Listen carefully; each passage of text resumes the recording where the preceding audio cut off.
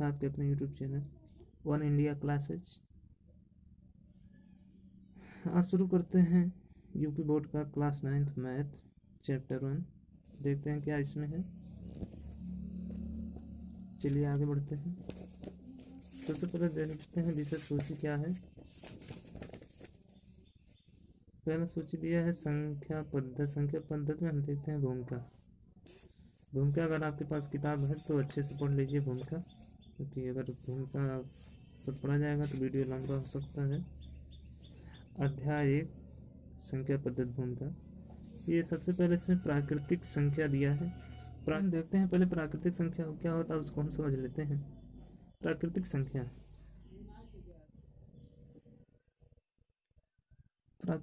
1 2 3 dot infinite, ये सब एक से जो चालू होती है अनंत तक संख्या जाती है, प्राकृतिक संख्या कहलाती है। इसे हम n से प्रदर्शित करते हैं। अगर बात आती है सबसे छोटी प्राकृतिक संख्या, तो सबसे छोटी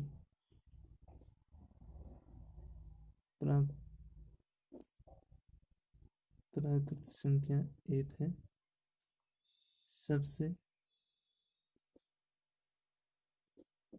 सबसे बड़ी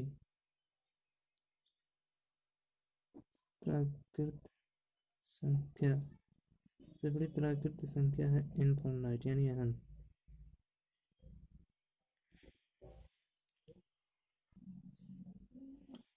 दूसरे नंबर पे आता है पूर्ण संख्या। अब पूर्ण संख्या किसे कहते हैं? पूर्ण संख्या जो 0 से चालू होता है 1 2 3 डॉट इनफाइनाइट, यानी 0 से जो संख्या चालू होती है और अनंत तक जाती है उसे हम पूर्ण संख्या कहते हैं। इसे हम W से प्रदर्शित करते हैं। सवाल उठता है क्या सभी प्राकृतिक संख्या पूर्ण संख्या होती हैं? तो हाँ, सभी प्राकृतिक संख्या पूर्ण संख्या होती हैं, क्योंकि प्राकृतिक संख्या यहाँ 0 के बीच में आती हैं, 0 से इसी ग्रुप में आती हैं, इसीलिए प्राकृतिक संख्या पूर्ण संख्या होती है। आगे हम देखते हैं संख्या। अगर पूछ लिया जाए सबसे छोटी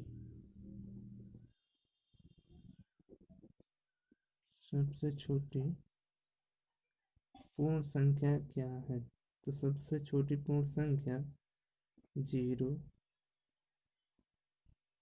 है। सबसे छोटी पूर्ण संख्या 0 है। सबसे बड़ी पूर्ण संख्या इनफाइनाइट यानी अनंत है। तीसरे नंबर पे आता है बात पूर्णांक संख्या।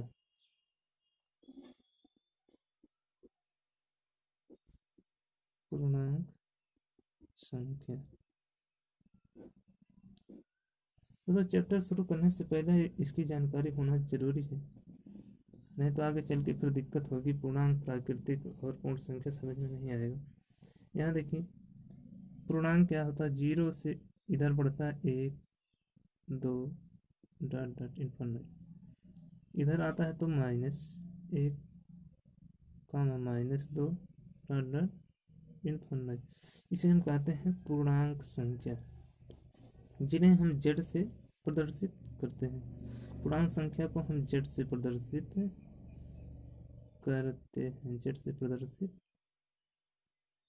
करते हैं।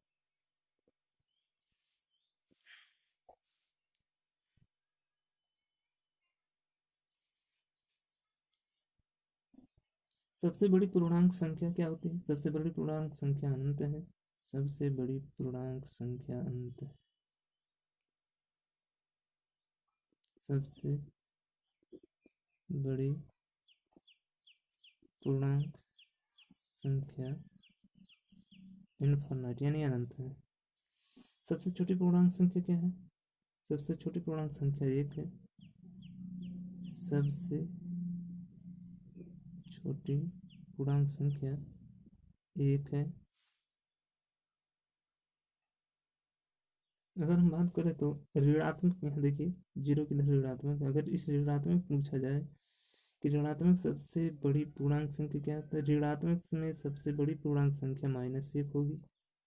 और पूछा जाए ऋणात्मक में सबसे बड़ी पूर्णांक संख्या क्या है, तो 1 हो गई -1। ऋणात्मक सबसे छोटी पूर्णांक संख्या क्या है? तो सबसे छोटी पूर्णांक संख्या इनफाइनाइट होगी। आगे बढ़ते हैं परिमेय संख्या की तरफ। परिमेय संख्या किसे कहते हैं? जिसे हम p/q के रूप में लिख सकते हैं।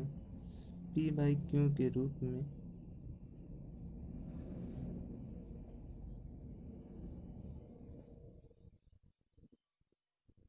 लिख सकते हैं। उससे हम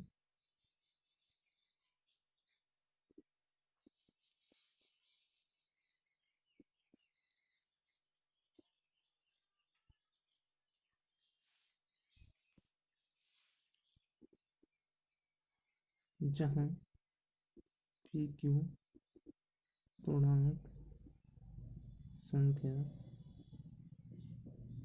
होता है, लेकिन इसमें q does not equal to 0 होता है। आगे आता है तुल्य परिमेय संख्या।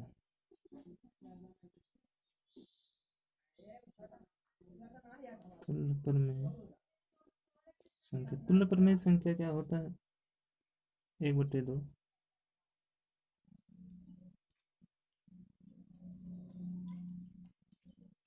15/30, 2/4, 8/16, 10/20। अगर इसको हम काटें तो इस सब का मान बराबर 1/2 है। 15/30 को अगर देखें तो इसका मान भी 1/2 ही आएगा। जैसे हम अगर इसे हम काटते हैं 15 दूना 30, तो ए भी 1/2, ए भी 1/2, ए भी 1/2, सबका मान 1/2 आएगा।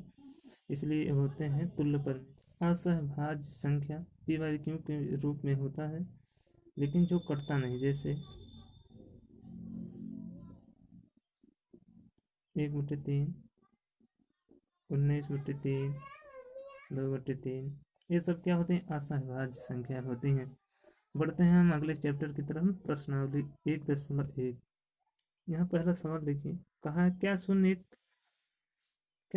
एक परिमेय संख्या है? क्या इसे आप p/q के रूप में लिख सकते हैं, जहाँ p और q पूर्णांक है और q does not equal to 0 है? जो सवाल आप लोग देखें, सवाल आप लोगों ने देखा तो हम लिख सकते हैं हाँ शून्य एक परिमेय संख्या है। हाँ शून्य एक परिमेय संख्या है। हम इसे